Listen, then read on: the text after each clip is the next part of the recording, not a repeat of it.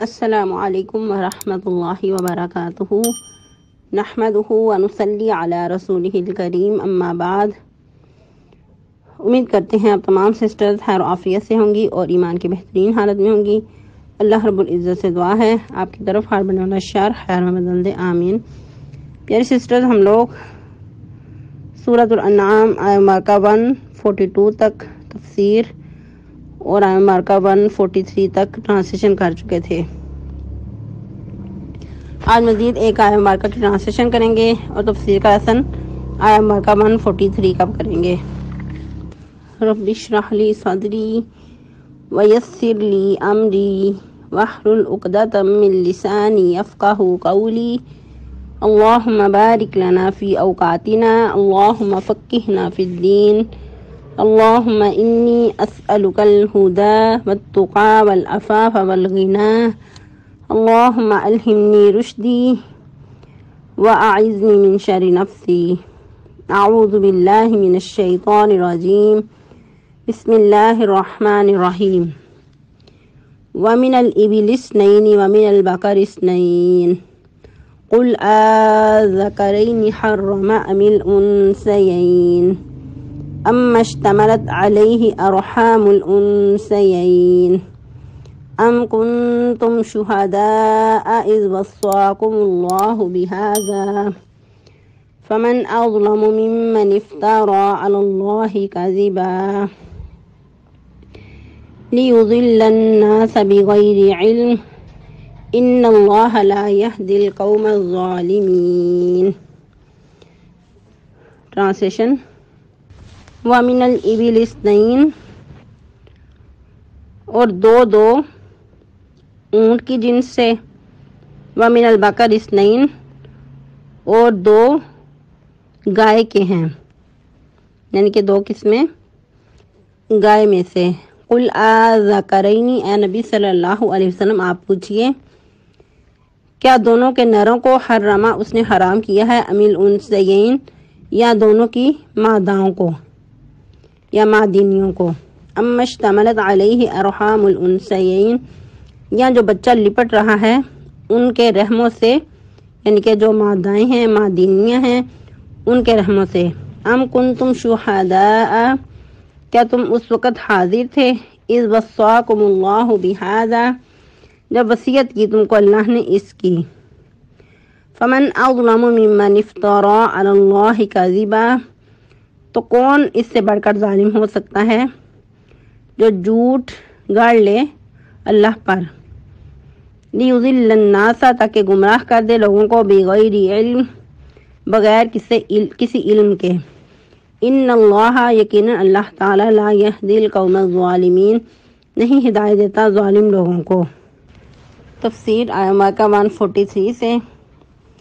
ثمانیۃ ازواج من الضأن اثنین ومن المعز اثنین قل آذکرین حرم ام الانثیین اما اشتملت علیہ ارحام الانثیین نبئونی بعلم ان کنتم صادقین۔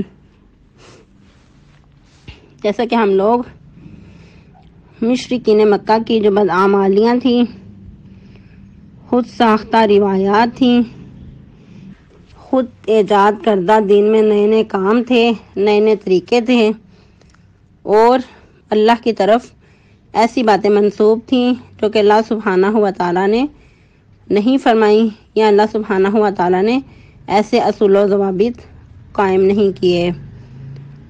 تو انہی کی تردید کرتے ہوئے اللہ سبحانہ و تعالیٰ مزید فرما رہے ہیں، اور اس کے اندر ایک سوالیہ انداز سے ان کو ڈانٹ پلائی جا رہی ہے۔ کیا فرمایا؟ ثمانیۃ ازواج، کہ 8 قسم کے جوڑے ہیں۔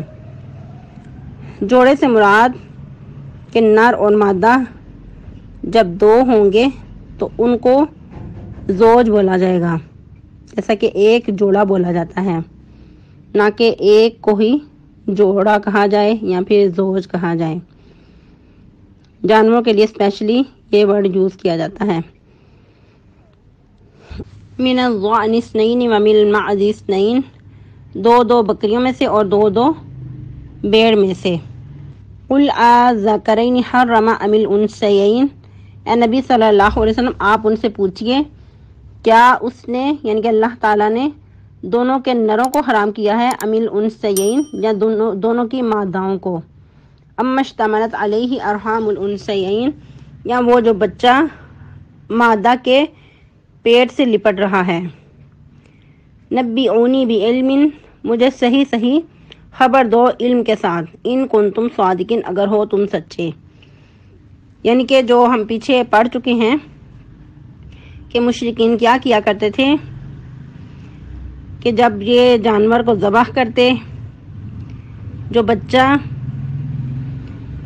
ذبح ہوتے وقت مر جاتا تو اس کو سب ہی کھاتے، مرد اور عورتیں بچے سب ہی اس میں شامل ہوتے، یا پھر ذبح کرنے کے بعد وہ بچہ اگر مر جاتا تو پھر بھی اس پہ سب شمولیت اختیار کرتے، اگر بچہ زندہ ہوتا تو صرف اسپیشلی اس کو مرد حضرات ہی کھاتے، یا پھر جیسا کہ مخصوص انہوں نے جانور کیے ہوئے تھے بتوں کے نام پہ کہ ان کی سواری کرنا منع ہے، ان کے دودھ پینا منع ہے، تو اس کے بارے میں بھی اللہ تعالیٰ ان سے پوچھ رہے ہیں کہ یہ جو کچھ تم نے مقرر کیا ہے اگر تم سچے ہو تو اس کے بارے میں مجھے علم کے ساتھ درست بات بتاؤ، کہ جو حقیقت الحال بات ہے وہ مجھے بتاؤ۔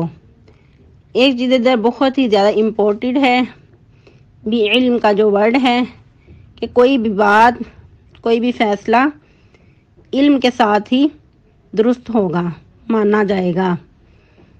کسی کی بات اگر ہم مانتے ہیں تو دلیل دیکھ کر، اگر کسی کی بات کی تردید کرتے ہیں تو وہ بھی دلیل کے ساتھ، اگر کوئی بحث کرتا ہے کسی کے ساتھ تو اس کے پس منظر بھی اس کے پاس کوئی دلیل ہوتی ہے، اس کے پاس دلیل کا ہونا حجت ہے۔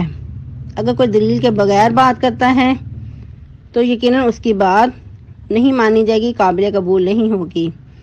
تو یہی انداز اللہ سبحانہ و تعالیٰ اپنا رہے ہیں کہ درست جو بات ہے وہ علم پہ مبنی ہو، علم کے ساتھ مجھے خبر دو اگر تم واقعی اپنے گمان میں اپنے دعوے میں سچے ہو۔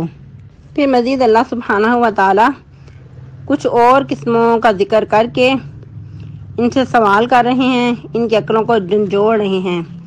وَمِنَ الْإِبِلِ اثْنَيْنِ وَمِنَ الْبَقَرِ اثْنَيْنِ، اور مزید اونٹوں کی 2 قسمیں ہیں اور گایوں کی 2 قسمیں ہیں۔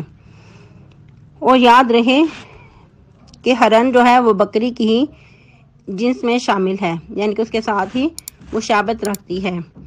اسی طرح بھینس، نیل گائے اور گورخر جو کہ اس وقت عام جانور پایا جاتا تھا، اس کو بعض لوگ جنگلی گدھا بھی کہتے ہیں، اور بعض اس کو گائے کی ایک قسم کہتے ہیں، یا بعض اس کو کہتے ہیں کہ نیل گائے میں ہی یہ شامل ہے۔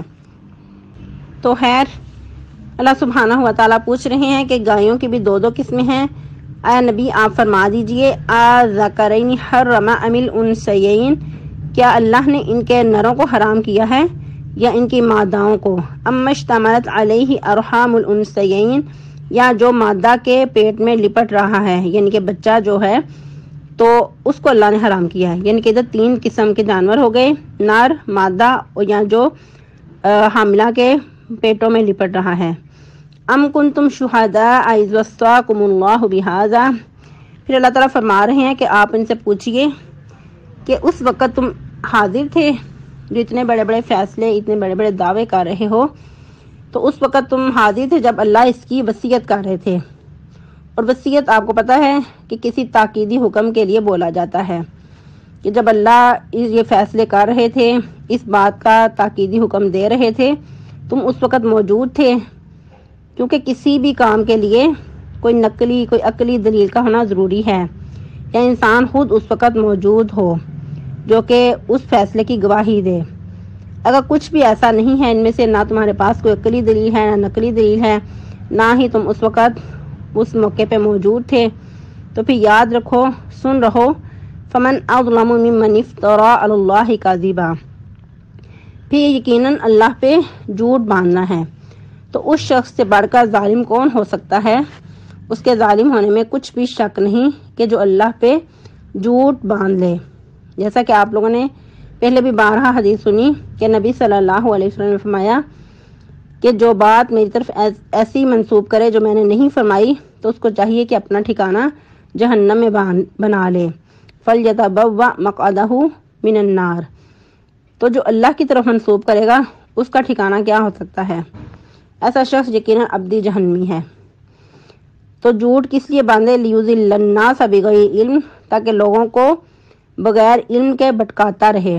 جو راہ راست ہے، سیدھی راہ ہے، صراط مستقیم ہے، اس سے لوگوں کو ہٹا دے۔ پھر اللہ تعالیٰ فرماتے ہیں کہ یقیناً ایسے لوگوں کو اللہ تعالیٰ جو ظالم ہیں، اپنی جانوں پہ خود ہی ظلم کرنے والے ہیں، ہدایت نہیں دیا کرتا، ان کو راہ راست کی طرف آنے کی توفیق ہی نہیں دیتا۔ تو یاد رہے کہ جو سب سے پہلے کسی برائی کی ایجاد کرنے والا ہوتا ہے، سب سے زیادہ گناہگار وہی ہوتا ہے، اور باقی سب کو اس کی پیروی کرنے کا بھی گناہ برابر کا ملتا رہتا ہے۔ اس کے اپنے گناہ کا بھی جو گناہ ہے وہ کم نہیں، اس کی بھی سزا، اور جتنے لوگ مزید اس کی ایجاد کردہ جو گناہ ہے، جو بدعات ہیں، ان کی پیروی کریں گے تو برابر کا وہ بھی گناہگار ہوتا رہے گا۔ اس کے بارے میں نبی صلی اللہ علیہ وسلم نے فرمایا کہ میں نے عمر بن لحی خزائی کو جہنم میں دیکھا کہ وہ اپنی انتڑیوں کو گھسیٹ رہا ہے، کیونکہ سب سے پہلے بتوں کے نام پر جانوروں کو چھوڑنے والا، یعنی کہ شرک کی ایجاد کرنے والا یہی شخص تھا۔ یاد رہے کہ یہ عمر بن لحی خزاع قبیلہ کا تھا اور بہت ہی زیادہ یہ معتبر شخص تھا، یہ مانی ہوئی اس کی شخصیت تھی، اور بہت یہ امیر ترین بھی تھا۔ تو مکہ میں اس وقت شرک نہیں تھا، لوگ زیادہ تر دین ابراہیم پہ تھے، سیدنا ابراہیم اسلام کا جو مذہب تھا اس کے زیادہ تر پیروکار تھے۔ لیکن عمر بن لحی سب سے پہلے اس نے ہی شرک کی ایجاد کی مکہ میں۔ کیا ہوا کہ یہ کسی اور علاقے میں گیا، اس نے دیکھا کہ وہاں لوگ شرک کر رہے ہیں، تو اس کو یہ بہت اچھا لگا۔ اس نے دیکھا کہ وہاں کے لوگ بتوں کی پوجا کرتے ہیں، پوجا پاٹ کرتے ہیں، ان کے ساتھ اپنی وابستگی کرتے ہیں، تو وہاں سے کچھ ایسے آلات خرید لایا۔ تو اسی سے پھر شرک کی ابتدا ہوئی، اور مکہ میں اسی طرح شرک پھیلا۔ چونکہ یہ مکہ کا رئیس ترین آدمی تھا اور لوگ اس کی شخصیت کو بہت مانتے تھے، جب ایسا شخص کوئی ایسی نئی چیز ایجاد کرتا ہے تو اس کو لوگ پھر زیادہ فالو کرتے ہیں۔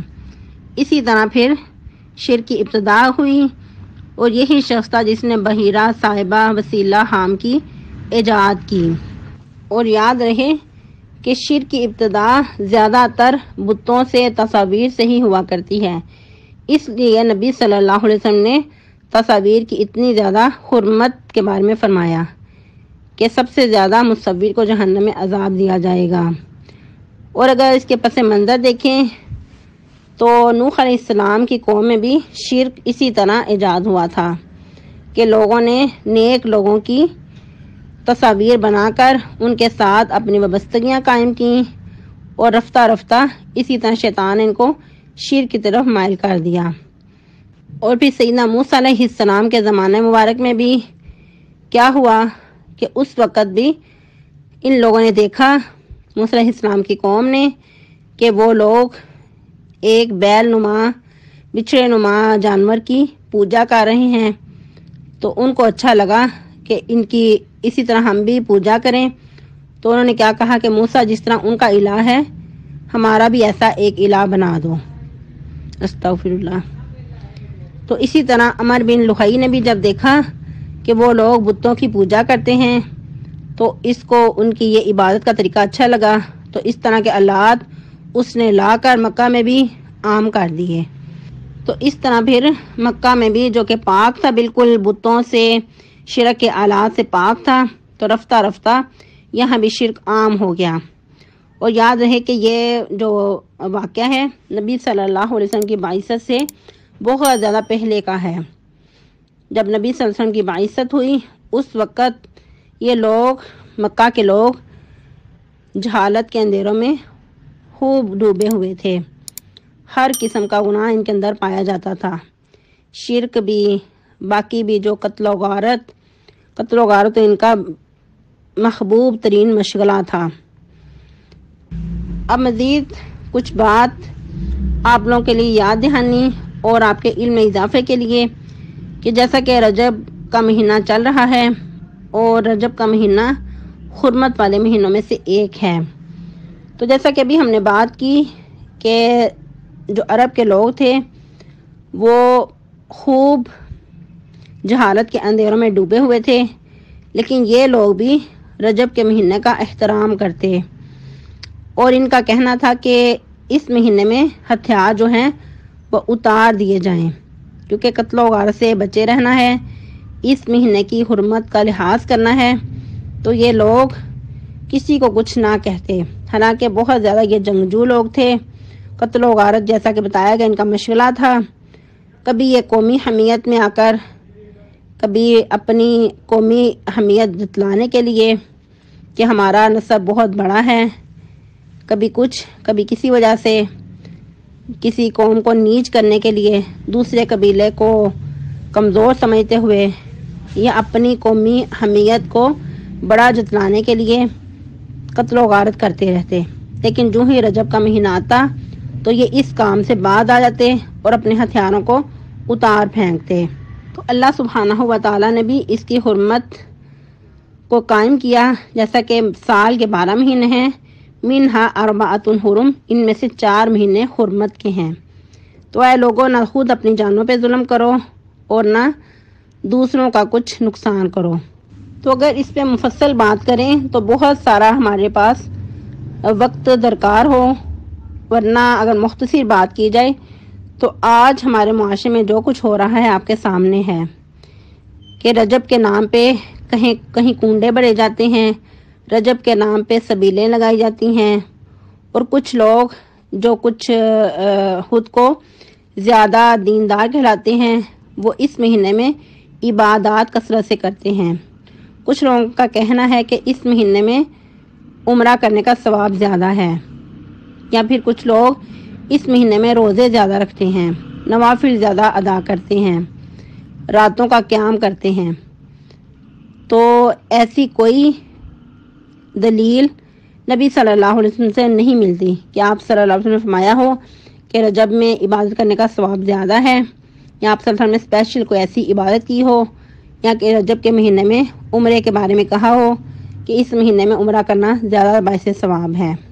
اگر آپ روٹین وائز روزے رکھ رہے ہیں، جیسا کہ نبی صلی اللہ علیہ وسلم کی سنت مطہرہ تھی، سوموار جمعرات کا روزہ رکھنا یا ایام 20 کے روزے رکھنا، تو ضرور رکھیں۔ لیکن اگر اسپیشل رجب کے نام پہ رکھ رہے ہیں تو پھر اس عمل کو ترک کر دیں، کیونکہ یہ ایک خود ساختہ خرافات میں سے ہے۔ اور مشرکین مکہ اپنے بتوں کے نام پر جانور بھی ذبح کیا کرتے تھے اس مہینے کی حرمت کے لیے، تو شاید اسی کو زندہ کرتے ہوئے آج بھی نام نہاد کے مسلمان سبیلیں لگاتے ہیں اور نظر و نیازیں چڑھاتے ہیں۔ تو گویا کہ وہی جو پرانی روایت ہے اس کو زندہ کرتے نظر آ رہے ہیں، تو لیکن یہ لوگ خود کو مسلمان بھی کہلاتے ہیں۔ تو یاد رہے کہ یقیناً ایسی جو چیزیں ہیں وہ شرک میں شامل ہیں، شرک اور بدعات میں۔ اگر غیر اللہ کے نام پہ سبیلیں لگائیں گے، نظر و نیازیں چڑھائیں گے تو وہ شرک ہوگا۔ اگر اس مہینے میں اسپیشل کوئی ایسی عبادت کریں گے تو وہ پھر بدعت میں شمار ہوگا، کیونکہ نبی صلی اللہ علیہ وسلم نے جو کچھ فرمایا ہے اس سے زیادہ اگر ہم کر رہے ہیں تو پھر یہ دین میں نیا کام ہے یا نئی ایجاد ہے، تو پھر یقیناً ایسا کام قابل قبول نہیں ہے، وہ پھر بدعت شمار ہوگا۔ کل بدعت ضلالہ و کل ضلالۃ فی النار۔ مزید یہ کہ اگر آپ لوگ اپنے قضائی روزے رکھنا چاہتے ہیں کہ سردی بھی ہے اور دن چھوٹے ہیں تو آسانی سے روزے رکھے جائیں گے تو پھر ضرور رکھیں، لیکن اگر آپ رجب کے ساتھ منسوب کرتے ہوئے رکھ رہے ہیں تو پھر ایسا کرنے سے رک جائیں۔ مزید یہ کہ رجب کے مہینے کی جو حرمت ہے تو اس میں لڑائی جھگڑا کرنا کبیرہ گناہ شمار ہوگا، یا پھر کوئی ایسا گناہ جیسا کہ غیبت، چغلی، تو اس کا گناہ بھی اس کی حرمت کی وجہ سے مزید بڑھ جاتا ہے، کیونکہ اس کی حرمت کو برقرار نہیں رکھا، اس کی حرمت کو پامال کیا ہے، تو یقیناً اس گناہ کا درجہ مزید بڑھ جائے گا۔ اسی طرح اگر کوئی انسان اس مہینے میں کوئی نیکی کا کام کرتا ہے تو اس کا اجر بھی پھر مزید بڑھ جاتا ہے۔ پھر مزید یہ کہ اس مہینے کو معراج شریف کا مہینہ کہنا، یا پھر اس میں آتش بازی کرنا، چراغاں کرنا اور بھی اس قسم کی جو خرافات معاشرے میں ہو رہی ہیں آپ سب کے سامنے ہیں، تو ان چیزوں سے بچنا ازحد ضروری ہے۔ اور پھر مزید جو سبیلیں لگائی جاتی ہیں یا پھر کنڈے بڑے جاتے ہیں اور پھر شیرینیاں بانٹی جاتی ہیں، تو ان چیزوں سے بھی بچنا بہت ضروری ہے۔ اور اسپیشلی بچے معصوم ہوتے ہیں، بچوں کو نہیں پتہ ہوتا، بعض اوقات بچے باہر سے ایسی چیزیں لے کر کھا لیتے ہیں، تو بچوں کو بھی پہلے سے سمجھائیں اور ان کو منع کریں کہ ایسی چیزیں کھانا ہمارے لیے جائز نہیں ہے۔ کچھ مائیں یہ بات کہہ کر ٹال دیتی ہیں، کوئی بات نہیں، ابھی چھوٹے بچے ہیں، جب بڑے ہوں گے خود ہی سمجھ جائیں گے۔ لیکن یاد رہے کہ جس بچے کو چھوٹے ہوتے سے عادت پڑی ہے اس کو بڑے ہو کر اتنی اچھی سمجھ نہیں آئے گی۔ بچوں کو شروع سے ہی سمجھانا چاہیے، دین کے جو اصول ہیں، دین کے جو تقاضے ہیں، ان سے آگاہی کرانا ضروری ہے۔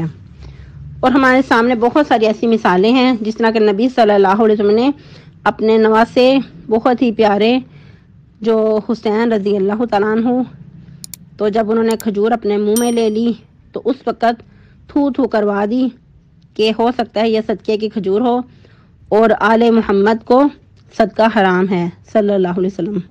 یہ چند باتیں تھیں رجب کے حوالے سے جو آپ کے غوش گزار کرنا ضروری تھیں، تو آپ لوگ اپنے آس پاس کا جائزہ لیجئے گا، اور مزید آپ کا اگر اس پہ کوئی سوال ہوگا تو ضرور پوچھئے گا۔